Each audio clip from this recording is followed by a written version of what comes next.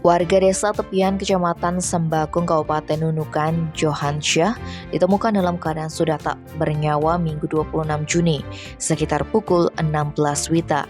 Korban ditemukan setelah 3 hari pencarian yang dilakukan oleh warga Basarnas Tarakan dan perusahaan yang beroperasi di tepian. Salah seorang warga tepian, Karyansyah, menuturkan, sebelumnya Johansyah dikabarkan diterkam buaya Jumat 24 Juni.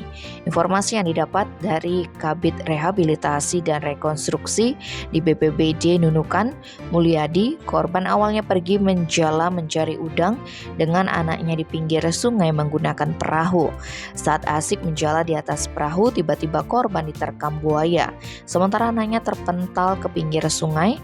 Sejak kejadian itu, korban dinyatakan masih dalam pencarian hingga baru ditemukan Minggu 26 Juni sekitar pukul 16 WITA sudah dalam keadaan tak bernyawa. Tim Bali Express melaporkan.